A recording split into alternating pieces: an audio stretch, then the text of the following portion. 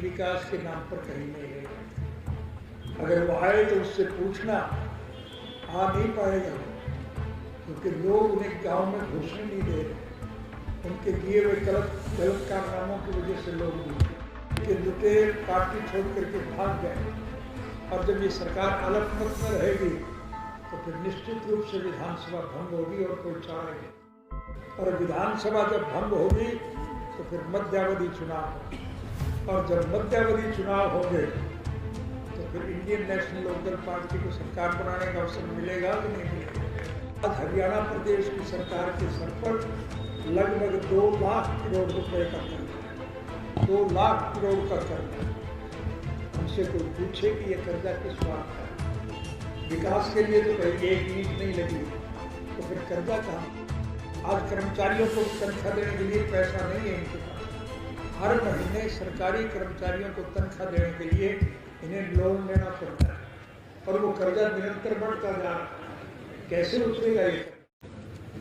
इस नालायक सरकार का अगर मैं जिक्र करूं, हरियाणा प्रदेश में हमारी सरकार 2005 में जब गई थी, यहाँ कांग्रेस को सरकार बनाने का अवसर मिला था और 10 साल के अरसे में कांग्रेस पार्टी की सरकार के मुखिया ने 48,000 करोड़ का कर्जा लिया था और एक भी ईंट विकास के नाम पर कहीं नहीं रहेगा। अगर वो आए तो उससे पूछना, आ नहीं पाएगा वो, क्योंकि लोग उन्हें गांव में घुसने नहीं दे रहे। उनके किए हुए गलत कारनामों की वजह से लोग दूर। लेकिन आए तो उसे पूछना कि तुमने ये कर्जा किस लिए लिया था और उस कर्जे का क्या उपयोग हुआ? कहीं विकास के नाम पर कोई काम किया? मैं हमारी सरकार के विकास के किए हुए कामों को अगर गिनाने लगूंगा तो बहुत समय लगेगा। प्रत्यक्ष में प्रमाण की जरूरत नहीं। आप सबको इस बात का एहसास है कि हमने आपकी मूलभूत जरूरियात पूरी की थी। स्वर्गीय चौधरी देवीलाल जी का एक नारा था कि आम नागरिक की मूलभूत जरूरियात, रोजी रोटी, कपड़ा, मकान, शिक्षा और स्वास्थ्य का प्रबंध सरकार के द्वारा किया जाए और इसके लिए वो निरंतर संघर्ष में जूझते रहे।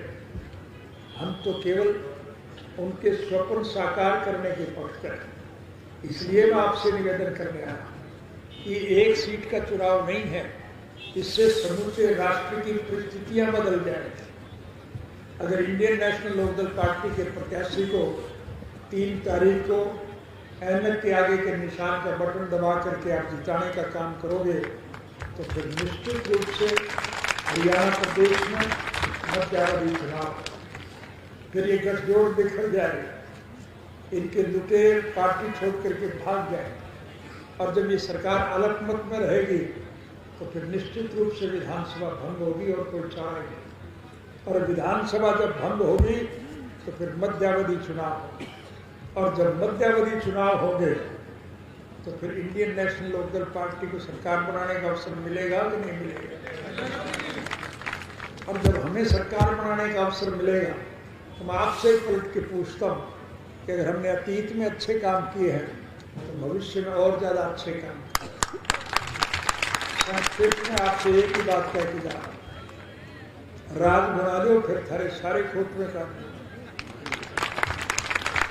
बारे में आगे कर देंगे, तुम्हें कोई दिक्कत और परेशानी नहीं आएगी, बल्कि सरकारें आपको प्रणाम करके आगे चलेंगी।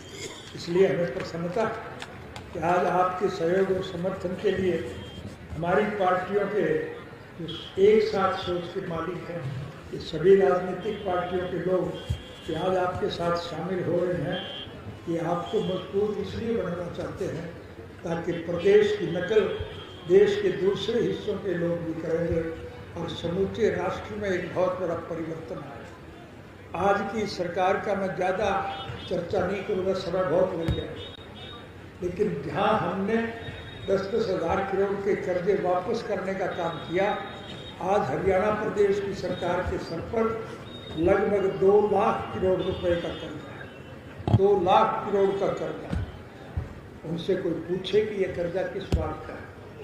विकास के लिए तो कहीं एक ईंट नहीं लगी, तो फिर कर्जा कहाँ हो? आज कर्मचारियों को तनख्वाह देने के लिए पैसा नहीं है इनके पास। हर महीने सरकारी कर्मचारियों को तनख्वाह देने के लिए इन्हें लोन लेना पड़ता है और वो कर्जा निरंतर बढ़ता जा रहा है। कैसे उतरेगा ये कर्जा? उत्पादक को उसके पैसे मूल्य मिलते हैं, ये पैसा लूटा जा रहा है। ऐसे कानून बनाए जा रहे हैं जिनका मैं उल्लेख नहीं करूंगा, मुझसे पूर्व वक्ताओं ने बताया और आप स्वयं जानकार। ऐसे कानून बनाए जा रहे हैं जिससे योजनाबद्ध तरीके से इस देश के मेहनत कश कमेरे का पैसा इस देश के मुट्ठी भर बड़े जो उद्योगी घराने, चाहे वो अंबानी है चाहे अडानी है, उनकी तिजोरियों में जाता है और उस पैसे को सीधे सरकार में बने हुए लोग खा रहे हैं। आप दूर की बात को छोड़िए, अभी कोरोना की बीमारी से हर आदमी परेशान है, हम सभी दुखी, लेकिन हमारी सामाजिक परंपरा हमारी संस्कृति में है, हमारी सभ्यता में है, हम भूखे रह करके भी गरीब की मदद करते हैं। इसलिए इस कोरोना में जिन लोगों को परेशानी और दुख है उनको सुविधा देने के लिए आज चाहे गुरुद्वारों की तरफ से, मंदिरों की तरफ से, मस्जिदों की तरफ से, सार्वजनिक संस्थानों की तरफ से और व्यक्तिगत लोग अपनी जेब से जो पैसा देते हैं, जो मदद करते हैं, ये सरकार उस पैसे को आपका कह के खर्च नहीं कर रही है, सरकारी पैसा बता करके वो पैसा खर्च कर रही है और सरकार के खजाने से वो पैसा ले करके अपनी जेब में डाल। इससे ज़्यादा लूट की और क्या? स्वर्गीय चौधरी देवीलाल जी ने जितने काम किए, मैं उनका गिनाऊंगा तो बहुत समय लगेगा, लेकिन ये छोटे छोटे जो बच्चे बैठे इनको अच्छी शिक्षा मिले, इसके लिए उन्होंने हर बच्चे को 1 रुपया रोज सरकार के खजाने से देने का काम किया ताकि रुपए के लालच में बच्चा स्कूल जाए, वो बच्चा अच्छी शिक्षा प्राप्त करे, अच्छे पदों पर बैठे, ताकि गांव के विकास में उसकी रुचि बढ़े और लोगों को ज़्यादा से ज़्यादा सुविधा मिले। इस नालायक सरकार ने स्कूल और कॉलेज तो बंद करे और इन बच्चों पर जो बेचारे कुछ जानते नहीं, उन पर भी 5 रुपया महीने का कोरोना का टैक्स लगा दिया। इससे ज़्यादा इंतहा लूट की क्या? इसलिए लुटेरों को सबक सिखाने के लिए आपको भी एक अवसर मिला। आप छोटे मोटे मतभेद भुला करके एक बात को ध्यान में रख करके चलो कि आपका हित किस बात में, आपका भला किस बात, आपकी भलाई के काम किसने किए, कौन कर सकता है, ये सोच करके मैं आपसे निवेदन करूंगा कि जितने उम्मीदवार यहाँ से चुनाव लड़ रहे हैं, इन सभी उम्मीदवारों को आप देखते हैं, अगर मेरी पार्टी का ये प्रत्याशी आपको 21 दिखाई दे तो फिर इसके पक्ष में राय देंगे कि नहीं देंगे? अगर ये 19 हो तो इसको वोट मत देना, मैं खुल के आपको, ये तो पार्टी के प्रति समर्पित, इसका कोई व्यक्तिगत स्वार्थ नहीं, इसकी तो सोच के उदय की है कि चौधरी देवीलाल जी के स्वप्न साकार हो, हरियाणा प्रदेश का हर नागरिक संपन्न, समृद्ध और खुशहाल। पिछला चुनाव हारने के बाद भी ये आपसे जुड़ा रहा कि नहीं जुड़ा रहा?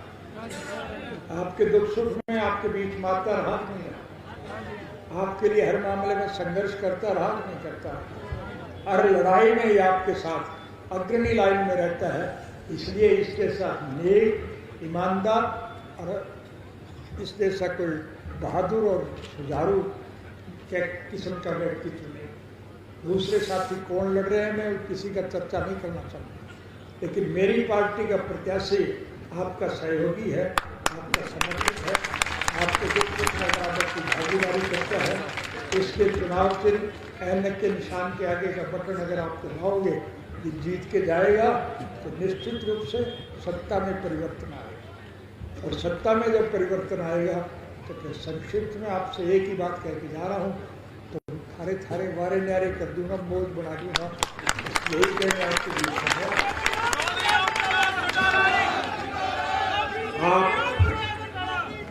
आप इतनी भारी संख्या में आए, मैं आपसे एक ही निवेदन करना चाहूँगा, एक एक व्यक्ति से संपर्क स्थापित करो, कोई रूट है उसे बनाओ, और एक एक वोट जो है 3 तारीख को इंडियन नेशनल लोकदल पार्टी के प्रत्याशी योगेंद्र सिंह के चुनाव से ऐनक के निशान का बटन दबाओ।